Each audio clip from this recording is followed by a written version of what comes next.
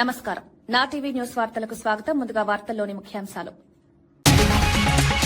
Future city ప్రపంచ స్థాయి నగరంగా మారుతున్న సీఎం, భవిష్యత్ తరాలకు మెగా ప్రాజెక్ట్, జూన్ 2 నాటికి కార్యాలయం ప్రారంభం, తెలంగాణను గ్లోబల్ స్థాయికి తీసుకెళ్తామని వ్యాఖ్య.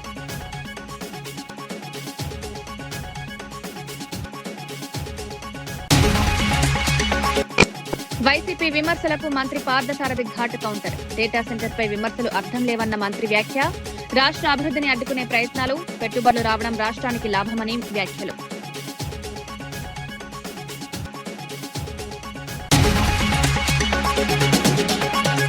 ఓటర్ల జాబితా సవరణపై తలసాని కీలక దిశానిర్దేశం. ఇంటింటికి నమోదు కార్యక్రమం చేపట్టాలని పిలుపు. ఓట్లు తొలగించే అవకాశం ఉందని, అప్రమత్తం కావాలని సూచన. పార్టీ కార్యకర్తలు చురుగ్గా పనిచేయాలని సూచన.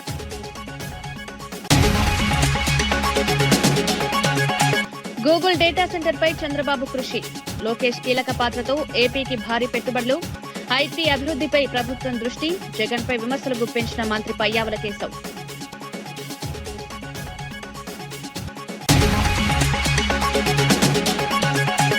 తిరుమల లడ్డూ అంశంపై పేణి నానిపై రవీంద్ర ఫైర్. లడ్డూ కల్తీ చేసిన వారే నీతులు చెప్తున్నారని విమర్శ. పరిశ్రమలు వెళ్లిపోవడంపై మాజీ ప్రభుత్వంపై ఆరోపణ. అభివృద్ధిని అడ్డుకున్న వారిపై మంత్రి రవీంద్ర ఫైర్. ముఖ్యమంత్రి రేవంత్ రెడ్డి ఫ్యూచర్ సిటీ ప్రాజెక్టుపై కీలక వ్యాఖ్యలు చేశారు. ఇది భవిష్యత్ తరాలకు ప్రపంచ స్థాయి నగరంగా మారుతుందన్నారు. ప్రజాప్రతినిధులు అభివృద్ధిలో భాగస్వామ్యం కావాలని పిలుపునిచ్చారు. ఫ్యూచర్ సిటీ పోలీస్ కమిషనరేట్ భవనానికి భూమి పూజ చేశారు. జూన్ 2 నాటికి కార్యాలయాన్ని ప్రారంభించేలా చర్యలు తీసుకుంటున్నామన్నారు. ప్రజల సహకారం ఉంటే ఈ ప్రాజెక్టు విజయవంతమవుతుందని తెలిపారు. ఆధునిక సదుపాయాలతో నగరాన్ని అభివృద్ధి చేయాలని లక్ష్యంగా పెట్టుకున్నామన్నారు. తెలంగాణను గ్లోబల్ స్థాయిలో నిలబెట్టేందుకు ప్రభుత్వం కృషి చేస్తోందని విమర్శించారు. కార్యాలయాన్ని మనం నిర్మించుకున్నాం. తొందరలోనే అధికారులు ఆ ప్రారంభోత్సవ కార్యక్రమాన్ని కూడా మే నెలలో జూన్ 2 లోపలనే అది ప్రారంభించుకునే కార్యక్రమాన్ని మన అధికారులు వేగంగా పూర్తి చేస్తున్నారు. అదేవిధంగా మొన్న జరిగిన గ్లోబల్ సమ్మిట్ మీరందరూ చూసి, ప్రపంచ దేశాల నుంచి దిగ్గజ సంస్థల్ని ఇక్కడికి రప్పించడమే కాకుండా 3 రోజులు అద్భుతంగా గ్లోబల్ సమ్మిట్ నిర్వహించడం ద్వారా పెట్టుబడులకు నమ్మకం, విశ్వాసంతో పాటు ఈ ప్రాంతం అనుకూలమైన ప్రాంతము. అంతర్జాతీయ ఎయిర్పోర్ట్ కు కూతవేటి దూరంలోనే ఈ భారత్ ఫ్యూచర్ సిటీ ఉన్నదని, ఎక్కడో అభివృద్ధి జరిగిన దగ్గర సమ్మిట్లు పెట్టుకోకుండా ఎక్కడైతే మనం అభివృద్ధి చేపట్టాలనుకుంటున్నామో, ఎక్కడైతే అభివృద్ధిని ప్రపంచానికి చూపించాలనుకుంటున్నామో అక్కడనే మన గ్లోబల్ సమ్మిట్ నిర్వహించినాం. మన అధికారులు నిరంతరం శ్రమించి అద్భుతంగా గ్లోబల్ సమ్మిట్ ను నిర్వహించారు. ఈ రోజు ప్రపంచానికి మన పట్ల విశ్వాసం, నమ్మకం కలిగింది. రాష్ట్రానికి పెట్టుబడులు రాబోతున్నాయి. ఆ పెట్టుబడులు ఈ ప్రాంతంలోనే మీకు అందుబాటులో ఉండబోతున్నాయని చెప్పి నేను ఈ సందర్భంగా తెలియజేయదలుచుకున్నాను. Cyberabad hitech city, outer ring road, అంతర్జాతీయ ఎయిర్పోర్ట్ ఇవన్నీ మీ కళ్ళ ముందు. ఒకప్పుడు చర్చ జరిగినప్పుడు 2000 సంవత్సరం నుంచి 2010 సంవత్సరం లోపల ఇవన్నీ కూడా ఒక ఊహా చిత్రంగా మొదలైనవి. ఆ రోజు అవి చూపించిన నాయకులను అవహేళన చేశారు. ఇట్లాంటి 7 అంతస్తుల మేడలు గాల్లో కడుతున్నారు. ఓటర్ల జాబితా సవరణపై మాజీ మంత్రి తలసాని శ్రీనివాస్ యాదవ్ పార్టీ శ్రేణులకు కీలక సూచనలు చేశారు. మే 1 నుంచి నెల రోజుల పాటు ఇంటింటికి వెళ్లి నమోదు ప్రక్రియ చేపట్టాలని తెలిపారు. ప్రతి బూత్ కు ఒక ఏజెంట్ను నియమించి వివరాలు సమర్పించాలని ఆదేశించారు. ఇతర రాష్ట్రాల్లో జరిగినట్లే ఓట్లు తొలగించే అవకాశం ఉందని హెచ్చరించారు. అందువల్ల అప్రమత్తంగా ఉండాలని సూచించారు. ఓటర్ల హక్కులను కాపాడాల్సిన బాధ్యత అందరిదన్నారు. పార్టీ కార్యకర్తలు చురుగ్గా పనిచేయాలని పిలుపునిచ్చారు.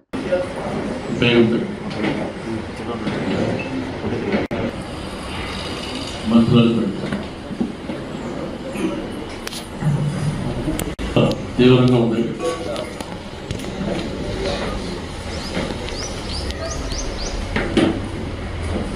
కార్పొరేట్ గెలిచినప్పుడేమో తిరుగుతారు. మరి ఇప్పుడు కాదా ఇంపార్టెంట్ వాళ్ళు కాదా మెయిన్ ఏంటంటే ప్రతి బూత్ ఏ డివిజన్ వాళ్ళు ఆ డివిజన్లో సాయంత్రం లోపల ఒక లిస్ట్ కావాలి. ఒకటే పేరు, అది మన కార్యకర్త నాయకుడు ఎవరైనా పర్లేదు. ఒక బూత్కు ఒకటే పేరు. దాంతోపాటు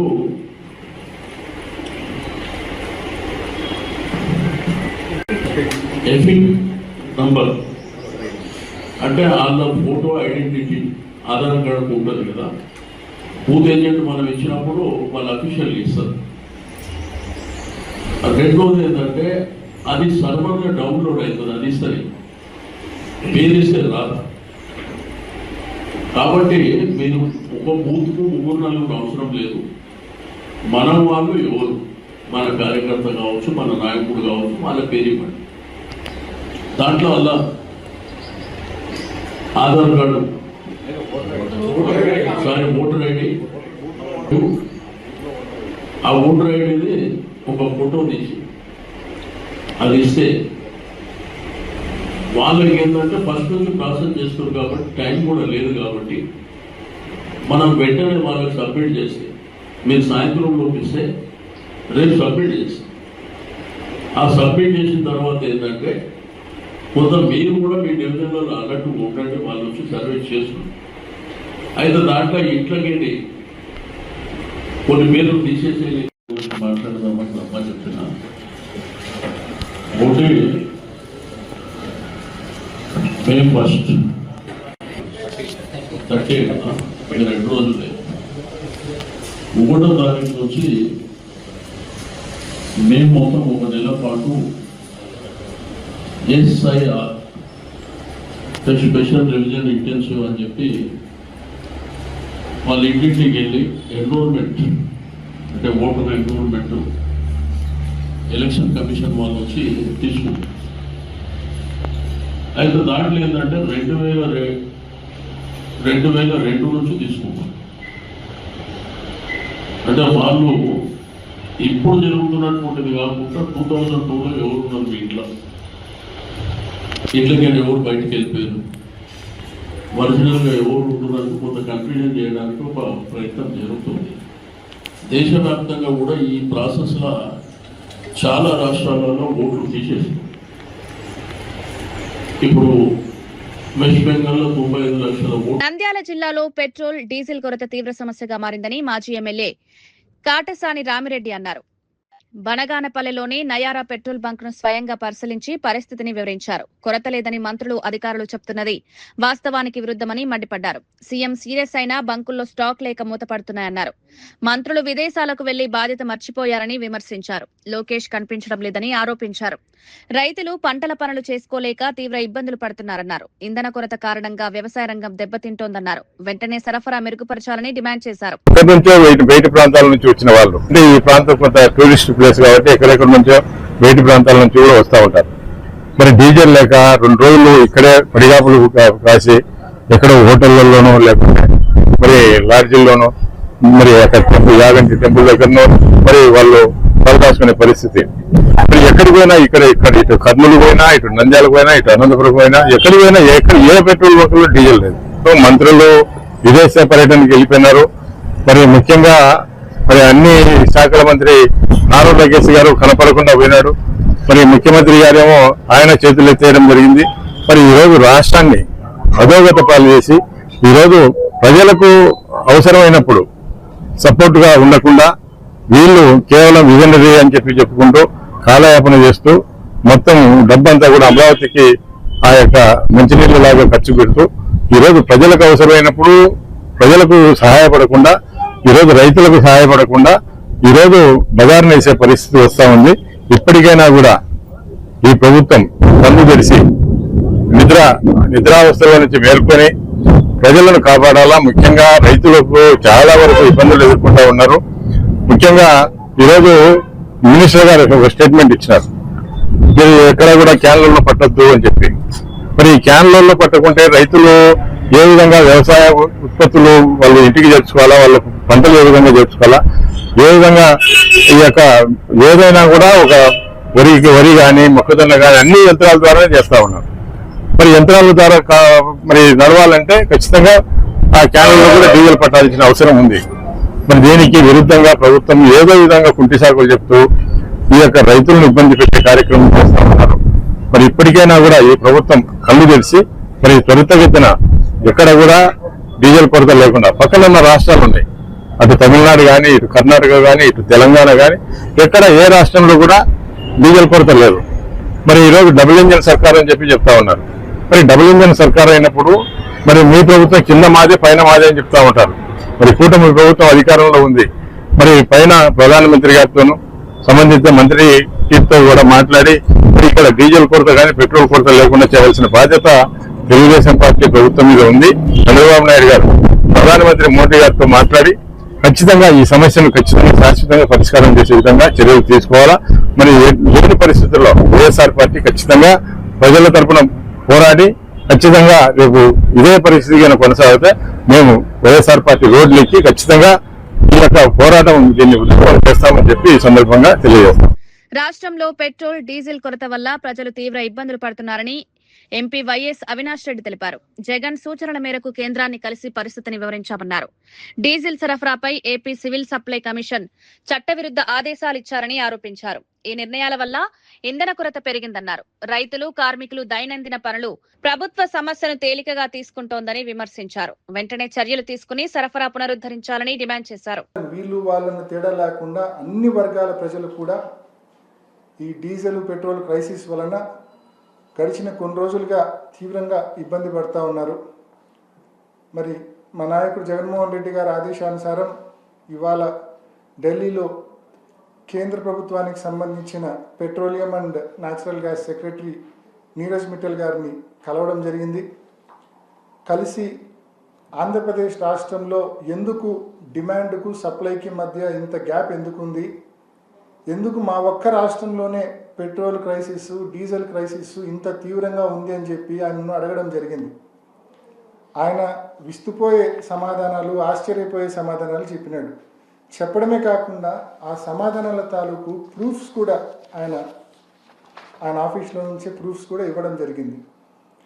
ఆంధ్ర రాష్ట్రంలో కమిషనర్ సివిల్ సప్లైస్ ఎవరైతే ఉన్నారో కమిషనర్ సివిల్ సప్లైస్ ఆయిల్ కంపెనీస్కు రాశారు.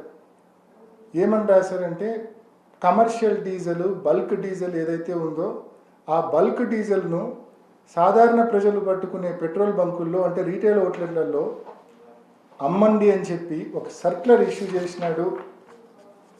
ఆల్ ఆయిల్ కంపెనీస్కు ఒక సర్క్యులర్ ఇష్యూ చేశారు కమిషనర్ సివిల్ సప్లైస్. ఎంత బాధ్యత రాహిత్యము! ఈ సర్క్యులర్ ఇష్యూ చేయడం వెనుకల ముఖ్య ఉద్దేశం కూడా చెప్పాలి. మామూలుగా మనమందరం పెట్రోల్ బంకుల్లోకి పోయి డీజిల్ పెట్రోల్ పట్టుకున్నా డీజిల్ అయితే మనకు రఫ్గా 98 రూపీస్ పర్ లీటర్, 97. ఓటర్ల జాబితా సవరణపై మాజీ ఎంపీ వినోద్ సీఈఓ సుదర్శన్ రెడ్డిని కలిసి వినతి పత్రం అందించారు. స్పెషల్ ఇంటెన్సివ్ రివిజన్ ప్రక్రియపై అనుమానాలున్నాయని వివరించారు. కేసీఆర్ కూడా ఇదే అంశంపై అప్రమత్తంగా ఉండాలని సూచించారని తెలిపారు. బూత్ లెవెల్ అధికారులతో పాటు ఏజెంట్లు కూడా చురుకుగా పనిచేయాలన్నారు. ఓటర్ల జాబితాలో పొరపాట్లు జరగకుండా జాగ్రత్తలు తీసుకోవాలని కోరారు. పారదర్శకంగా ఈ ప్రక్రియ నిర్వహించాలని విజ్ఞప్తి చేశారు. ఓటర్ల హక్కుల రక్షించడంలో ఇది కీలకమన్నారు. సీఈఓతో పాటు సానుకూలంగా జరిగాయని తెలిపారు. ఇది వచ్చే మాసంలో ఈ SIR intensive division voter list మొత్తం కూడా మరి ప్రతి బూత్ వైజ్ గా ఓటర్ మహాశయులు ఉన్నారా, మరి ఆ ఇళ్లలో ఉంటున్నారా లేరా, ఒక ఓటరు 2 దిక్కుల 2 అసెంబ్లీ సెగ్మెంట్లలో 2 రాష్ట్రాలలో ఉన్నాడా, ఇది అంటే ఓటర్ లిస్ట్ ను క్లీన్ చేస్తున్న పేరుతోని ఎలక్షన్ కమిషన్ ఆఫ్ ఇండియా ఈ కార్యక్రమం తీసుకున్నది. ఇది మొదటిసారి కాదు, స్వాతంత్రం వచ్చిన కాంచెల్లి ప్రతి 10 సంవత్సరాలకి 20 సంవత్సరాలకి జరుగుతుంది. మన రాష్ట్రంలో అంటే సమైక్య ఆంధ్రప్రదేశ్ రాష్ట్రంలో 2002లో జరిగింది ఎస్ఐఆర్. తదనంతరం మళ్ళీ ఈ సంవత్సరం జరగబోతున్నది.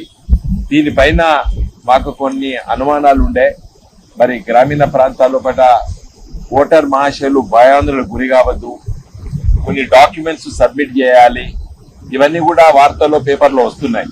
కాబట్టి దానిపైన మేము కొన్ని సూచనలు చేశాము.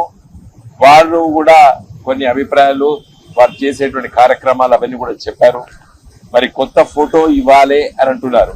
మరి పేద వర్గాలు ఉంటారు, ఫోటో లేని వాళ్ళు ఉంటారు చాలా మంది. మరి వాళ్లకు మీరు తీస్తారా, election commission of India photo తీస్తారా, లేదా వాళ్ళకి తీసుకోవాలని కూడా అడిగాము. అడిగితే ఆల్రెడీ ప్రీ ప్రింటెడ్ ఇదివరకు ఓటర్ లిస్ట్ లో ఉన్నటువంటి ఫోటో ఉంటుంది అని కూడా వారు సమాధానం ఇవ్వడం జరిగింది.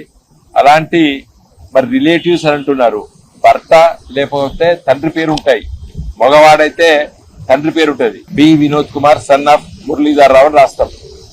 అదే ఒక స్త్రీ అయితే పెళ్లి కాకపోతే డాటర్ ఆఫ్ అని ఉంటుంది, లేకపోతే పెళ్లి అయితే హస్బెండ్ ఆఫ్ అని ఉంటుంది.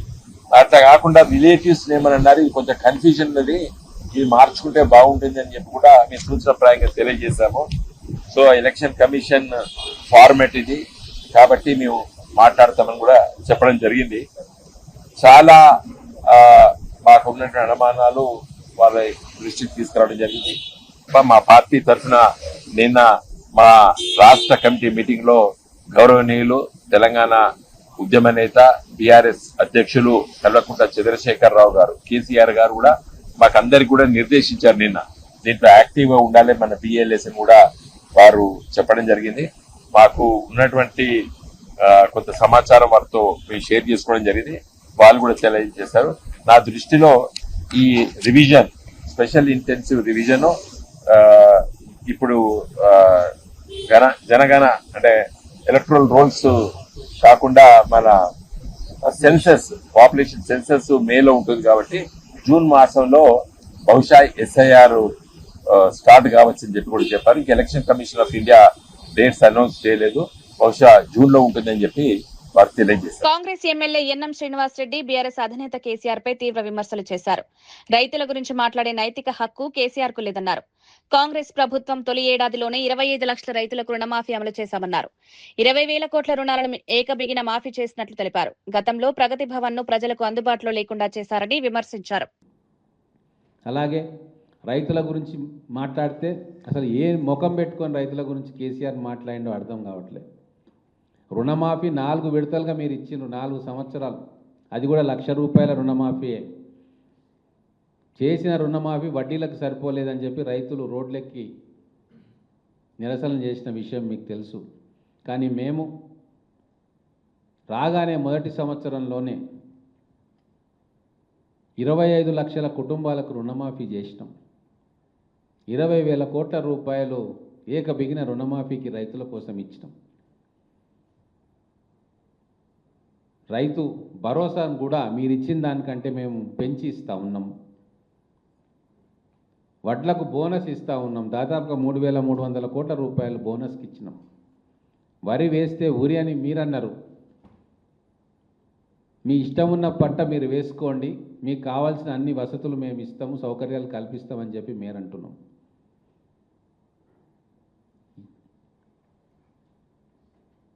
అలాగే స్వేచ్ఛ, మీ 9.5 సంవత్సరాల్లో ఎంతమంది మీద అక్రమ కేసులు పెట్టిర్రు? ప్రజాస్వామ్య వ్యవస్థని ఉక్కు పాదాల కింద నలిపే ప్రయత్నం చేసిండ్రు. ప్రగతి భవన్ గడిలకు ఇనుప కంచెలు వేసిండ్రు, ఎవరు లోపలికి రాకుండా. ముఖ్యమంత్రిగా మీరు ఎవరికి అందుబాటులో లేకుండే, మంత్రులు కూడా బయటికి పర్మిషన్ లేకుంటే గేటు బయట నుంచే బయటికి పంపించిన ఘనమైన చరిత్ర మీది. బీఆర్ఎస్ నేత హరీష్ రావు వ్యాఖ్యలపై ఎమ్మెల్సీ అద్దంకి దయాకర్ స్పందించారు. నిఘా, సీసీ కెమెరాలపై మాట్లాడడం అర్థం లేదన్నారు. తప్పు చేసినా వదిలేయాలా అని ప్రశ్నించారు. చట్టం ముందు అందరూ సమానమని స్పష్టం చేశారు. మళ్లీ అధికారంలోకి వస్తామన్న హరీష్ వ్యాఖ్యలు నిజం కావన్నారు. ప్రజలు ఇప్పటికే బీఆర్ఎస్ ను తిరస్కరించారని, ప్రభుత్వం పారదర్శకంగా పనిచేస్తోందని తెలిపారు. చట్టాన్ని అమలు చేయడంలో ఎలాంటి రాజీ ఉండదన్నారు. ఈ వ్యాఖ్యలు రాజకీయంగా చర్చకు దారితీశాయి. సీసీ కెమెరా మీద నిఘా పెడుతున్నారు, మరి దొంగతనాలు ఎందుకు చేస్తున్నారు? దొంగతనం చేస్తే కూడా నిన్ను, మీ మామను, మీ బామ్మని వదిలేయాలన్నా? ఇట్లా వదిలేసినందుకే కదా తెలంగాణ తెగదోచుకున్నది. ఇంకా పొడింగి మాటలన్నీ మాట్లాడుతూ ఉంటారు. ఏందో ఈయన అధికారం ఇప్పుడు పోయి గిట్ల వస్తున్నట్టు. నీ ముఖం, మీకు అధికారం కల్లా ఎవడు చెప్తుండో మీకు మరి పిచ్చోడు. మీకు మళ్ళా వస్తుంది సార్ తెలుస్తలే, మీ మరదలు పెట్టిన షాక్ అర్థం కావట్లేదా? ఇంకా ఇలా అధికారం వస్తుందని మిషతోని అధికారులను బెదిరించే ప్రయత్నం చేస్తే ఏంటి నువ్వు చేసేది? ఏంటి ఇలా మీ పార్టీ, మీకు నాయకుడు లేని పార్టీ, నాయకుడు లేకున్నా కూడా అధికారంలోకి వస్తుందంటే తెలంగాణ ప్రజలు అంత పిచ్చి భ్రమల్లో ఉన్నారా? ఇంకా దోచుకున్నది చాలదా? ఇంకా తెలంగాణను తెగదోచుకోవడానికి మీరు ప్రయత్నాలు చేస్తున్నారా? మంత్రి కొల్లు రవీంద్ర తిరుమల లడ్డు అంశంపై పేర్ని నానిపై తీవ్ర విమర్శలు చేశారు. లడ్డూ కల్తీ చేసిన వారే ఇప్పుడు నీతులు చెప్తున్నారని మండిపడ్డారు. గత ప్రభుత్వ హయాంలో సుమారు 800 పరిశ్రమలు రాష్ట్రాన్ని విడిచిపోయాయని ఆరోపించారు. మచిలీపట్నం పోర్టు తరలింపుపై పేర్ని నాని సంతకం చేశారా లేదా అన్న ప్రశ్నలు లేవనెత్తారు. అభివృద్ధిని అడ్డుకున్న వారే ఇప్పుడు విమర్శలు చేస్తున్నారన్నారు. రాష్ట్రానికి పెట్టుబడులు రాకుండా చేసిన వారిపై ప్రజలు అవగాహన కలిగి ఉన్నారని చెప్పారు. ప్రభుత్వం పరిశ్రమల అభివృద్ధికి కట్టుబడి ఉందన్నారు. 20 కోట్ల లడ్డూలు కల్తీ చేసిన వాళ్ళు నీతి కబుర్లు చెప్తున్నారు. ఇక్కడికి వచ్చి ఈ రాష్ట్రంలో పరిశ్రమలు వెళ్ళగొట్టింది మీరు. దాదాపు 800 పరిశ్రమలు ఈ రాష్ట్రం నుంచి వెళ్ళిపోయినాయి, తరలిపోయినాయి. సాక్షాత్తు లూలు సంస్థ అధినేత యూసుఫ్ అలీ గారు ఎవరు కూడా ఆంధ్ర రాష్ట్రానికి వెళ్ళొద్దు అని పబ్లిక్ స్టేట్మెంట్ ఇచ్చారు. మచిలీపట్నం పోర్టు తీసుకెళ్లి గోగులేరు దగ్గర కట్టడానికి సాక్షాత్తు పేర్ని నాని గారు సంతకం పెట్టాడు. నాకు ఎటువంటి అబ్జెక్షన్ లేదని చెప్పి సంతకం పెట్టింది వాస్తవం కాదా? పోర్టు తీసుకురాకపోతే బందర్ కోనేరు సెంటర్లో మోకాళ్ళ దండేసి ముక్కు నేలకు రాసి రాజకీయ సన్యాసం చేస్తానని చెప్పారు. ఇవన్నీ ప్రజలు మర్చిపోతారు అనుకున్నారా? వైసీపీ నేతల విమర్శలకు మంత్రి కొలుసు పార్థసారథి ఘాటుగా స్పందించారు. గూగుల్ డేటా సెంటర్ శంకుస్థాపన జరుగుతుంటే చూడలేక ప్రభుత్వంపై విమర్శలు చేస్తున్నారన్నారు. రాష్ట్రానికి పరిశ్రమలు వస్తున్నాయని స్పష్టం చేశారు. అభివృద్ధిని అడ్డుకునే ప్రయత్నాలు జరుగుతున్నాయని విమర్శించారు. ప్రజలు నిజాన్ని గమనిస్తున్నారని, పెట్టుబడులు రావడం రాష్ట్రానికి లాభదాయకమని చెప్పారు. ప్రభుత్వం పారదర్శకంగా పనిచేస్తోందని పేర్కొన్నారు. ప్రతిపక్షాలు రాజకీయ లాభం కోసం ఆరోపణలు చేస్తున్నాయన్నారు.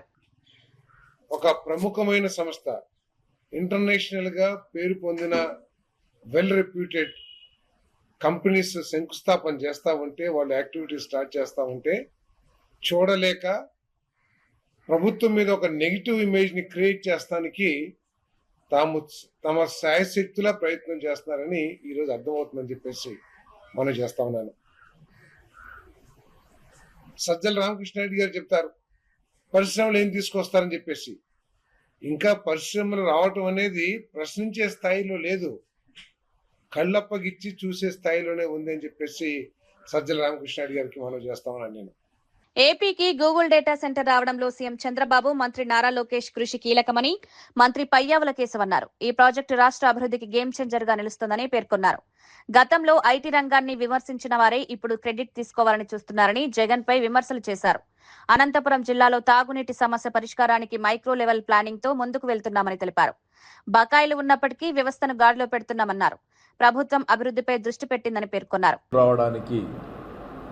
చేసినటువంటి కృషి చేసినటువంటి గౌరవ ముఖ్యమంత్రి శ్రీ నారా చంద్రబాబు నాయుడు గారికి, ఐటీ మినిస్టర్ నారా లోకేష్ గారికి ఈ జిల్లా తరఫున, రాష్ట్రం తరఫున ప్రత్యేకంగా శుభాభినందనలు తెలియజేస్తున్నాం. ఇదొక హిస్టారికల్ ఈవెంట్. ఈరోజు ఒక మామూలు భూమి పూజలాగా చాలామందికి కనపడవచ్చు. ఆ రోజున ఒక ఇన్ఫర్మేషన్ టెక్నాలజీ ఎట్లా అయితే పిల్లల జీవితాలకు ఒక ఆశను కల్పించి ప్రపంచవ్యాప్తంగా తెలుగు జాతి వెళ్ళగలిగేటువంటి స్థాయిని క్రియేట్ చేసిందో, చిన్న ఇన్ఫర్మేషన్ టెక్నాలజీ టవర్ ఆ రోజు కట్టింది. మార్పుకి బొడ్రాయి లాగా తయారైంది హైదరాబాద్లోని హైటెక్ సిటీ. హైదరాబాద్కు కరెక్ట్గా చెప్పాలంటే హైదరాబాద్కు బొడ్రాయి అనేటువంటిది హైటెక్ సిటీనే. అది హైదరాబాద్ రూపురేఖల్ని, ఆంధ్రప్రదేశ్ రూపురేఖల్ని, తెలుగు జాతిలో చదువుకుంటున్నటువంటి పిల్లలకు ఉద్యోగ ఉపాధి అవకాశాలను కల్పించడానికి మార్పుకు శ్రీకారం చుట్టడం జరిగింది.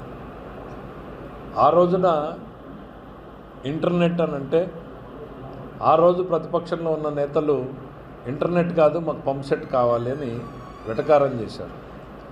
పంప్సెట్లో కూడా నేను ముందున్నానయ్యా మీకన్నా, పంప్సెట్లో రిఫార్మ్స్ నేను తీసుకొచ్చాను, దాంతోపాటు ఇది అవసరము అని అంటే ఐటీ కూడు పెడుతుందా అన్నారు ఆ రోజు ఉన్నటువంటి నాయకులు. ఇదే మాటను మాట్లాడారు.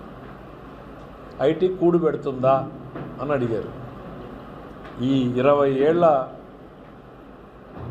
ఐటీ ప్రస్థానాన్ని చూసాం. ప్రపంచవ్యాప్తంగా పిల్లలు పోగలిగారు. ఇవాళ నెక్స్ట్ అవకాశాలు ముందుకెళ్తా ఉన్నాయి. క్వాంటమ్ టెక్నాలజీ మా లాంటి వాళ్ళకు కూడా అర్థం కావు. డెఫినెట్గా దాని మీద నేను అంత ఫోకస్ కూడా పెట్టను. కానీ మా ముఖ్యమంత్రి గారు రాబోయేటువంటి నెక్స్ట్ 20 ఇయర్స్లో అవకాశాలు ఎక్కడున్నాయి, మన పిల్లలు ఎక్కడ అందిపుచ్చుకోవాలి, వాళ్ళకి ఎట్లాంటి ప్లాట్ఫామ్ క్రియేట్ చేస్తే ఆ అవకాశాలను అందిపుచ్చుకుంటారు అనే పనిలో నిరంతరం పనిచేస్తూ ఉన్నాడు ముఖ్యమంత్రి గారు. మాకు రివ్యూల మీద రివ్యూలు పెడుతూనే ఉన్నాడు. ఒకవైపు క్వాంటమ్ వ్యాలీ అన్నాడు, క్వాంటమ్ ప్రాజెక్టులు అన్నాడు, మళ్ళీ వెళ్ళి డేటా సెంటర్ అన్నారు. డేటా సెంటర్ వస్తే ఏమన్నారు ఫస్ట్ రోజున అదో గోడౌను 4 కంప్యూటర్లు ఉంటాయి నిన్న చెప్పారు. ఇది చేసే పని అది చేస్తుంది అని చాలా వెటకారంగా. ఎప్పుడైతే దానికి గొప్పతనం తెలిసిందో తూచి ఇదంతా నేనే తెచ్చా ఇదంతా క్రెడిట్ స్టోరీ అనే స్థాయికి వచ్చారు.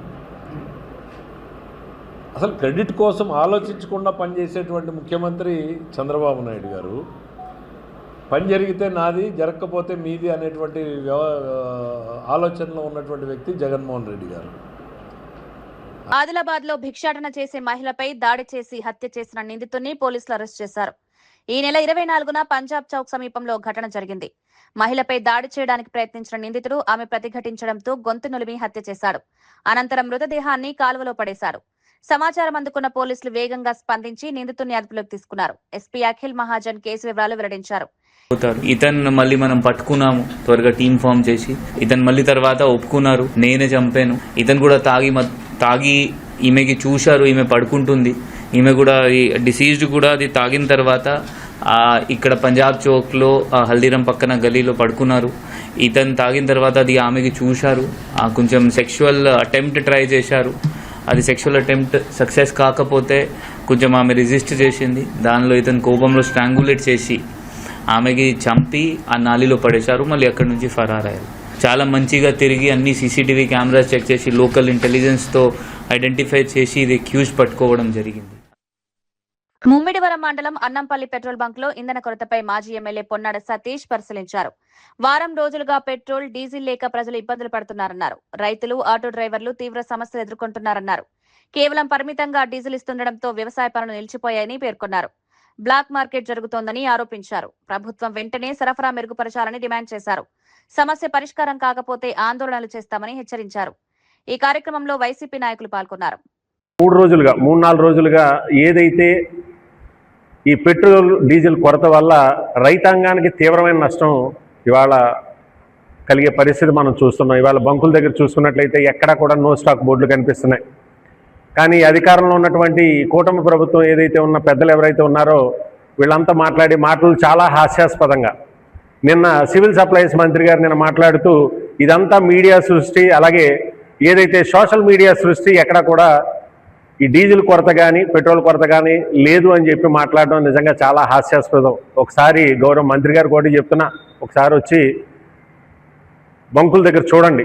ఇవాళ నో స్టాక్ బోర్డులతో ఎన్ని బంకులు మూతపడి ఉన్నాయో, అలాగే ఏదైతే బంకుల దగ్గర ఉన్న కొద్దిపాటి బంకులు ఏదైతే ఓపెన్ చేసి ఉన్నాయో అక్కడ రైతులు పడుతున్నటువంటి ఇబ్బందులు ఒకసారి మీరు చూసినట్లయితే రాత్రి 1 గంట 2 గంటలకు కూడా 500-600 మంది ఆ టిన్నులతో ఇక్కడ రైతులు ఏదైతే వాళ్ళు పండించిన పంట ఏదైతే కోసుకోవడానికి ఇవాళ వరి కోత యంత్రాలు ఏదైతే కావాలో, అలాగే ఏదైతే వ్యవసాయానికి ఆధారపడినటువంటి ఏదైతే యంత్రాలు అయితే ఏదైతే ఉంటాయో వాటికి కావాల్సినటువంటి డీజిల్ అందుబాటులో లేక ఇవాళ రైతులు పడుతున్నటువంటి కష్టాలు ఒకసారి చూడమన్న గౌరవ మంత్రి గారికి కానీ కూటమి ప్రభుత్వంలో ఉన్నటువంటి ఇవాళ నాయకులకు కానీ చెప్తున్నాం. ముఖ్యంగా మన నియోజకవర్గానికి తీసుకున్నట్లయితే సుమారు 30,000 ఎకరాలు ఈ ప్రాంతంలో సాగు చేయడం జరిగింది.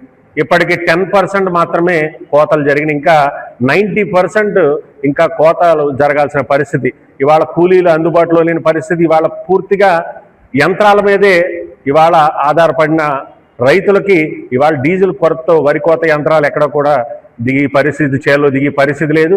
అలాగే ఏదైతే సాగు చేసినటువంటి ఏదైతే పండించినటువంటి పంటను తరలించాలంటే ట్రాక్టర్లు కావాలి. ట్రాక్టర్లు ఎక్కడ కూడా డీజిల్ లేక ట్రాక్టర్లు కూడా వచ్చే పరిస్థితి లేదు. అలాగే ముఖ్యంగా ఈ ప్రాంతం మీ అందరికీ తెలుసు, ఇది యాక్వా రంగానికి సంబంధించి ఈ ప్రాంతం అంతా కూడా యాక్వా రంగం మీద ఆధారపడినటువంటి ప్రాంతం. ఎక్కువ శాతం ఈ ప్రాంతం నుంచే ఇవాళ ఉత్పత్తి అయ్యే ప్రాంతం. ఇవాళ యాక్వా రైతుల పరిస్థితి కూడా చాలా అధ్వానంగా ఉంది.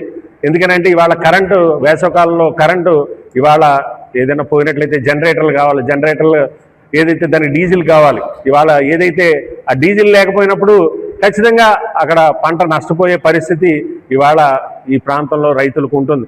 అలాగే వినియోగదారులు ఏదైతే గృహానికి సంబంధించి కానీ వినియోగదారులు కానీ ఇవాళ చాలా ఇబ్బందికర పరిస్థితులు, ఆటో కార్మికులు కానీ ఎవరైతే మన ఏదైతే గూడ్స్ వ్యాన్కి సంబంధించిన ఎవరైతే రోజువారీ వాళ్ళు ఎవరైతే ఉన్నారో వాళ్ళందరూ కూడా ఈ డీజిల్ కొరతతో చాలా ఇబ్బంది పడుతున్నారు. కూటమి ప్రభుత్వ నాయకులు ఒకటే చెప్తున్నా, మీరు ఏదైతే ఈ దేశంలో ఈ రాష్ట్రంలో ఉన్న ఇబ్బందిని కాదని మీరు విదేశాలకు పంపించి మీ మంత్రుల్ని అక్కడ ఏదో సింగపూర్ పంపించి సింగపూర్లో వ్యవసాయానికి సంబంధించి అక్కడ టెక్నాలజీని నేర్చుకోమని చెప్పి పంపిస్తున్నారు. మీరు ముందు మన ప్రాంతాన్ని చూడండి. మనకేదైతే మన రాష్ట్రంలో రైతులు పడుతున్నటువంటి ఇబ్బందిని మీరు అర్థం చేసుకోండి. కూటమి ప్రభుత్వానికి ఒకటి చెప్తున్నాం, ఇవాళ మన పక్క రాష్ట్రాల్లో లేనటువంటి ఇబ్బంది మనకెందుకు వచ్చిందో ఒకసారి ఆలోచన చేయండి. విజనరీ నాయకులు ఉన్నామని చెప్పి విజన్ అని చెప్పి ఇవాళ మాట్లాడే మన గౌరవ ముఖ్యమంత్రి గారు కూడా మీకు ఒకటే చెప్తున్నా, మన పక్క రాష్ట్రం నిన్ననే నేను ఒరిస్సా వెళ్ళాను. నేను ఒరిస్సాలో ఎక్కడ ఈ కొరత లేదు, అలాగే తమిళనాడులో లేదు, కర్ణాటకలో లేదు, ఈ చుట్టుపక్కల ప్రాంతం. ఇవి ఈనాటి వార్తా విశేషాలు. మరో బులెటిన్లో మళ్ళీ కలుద్దాం. నమస్కారం.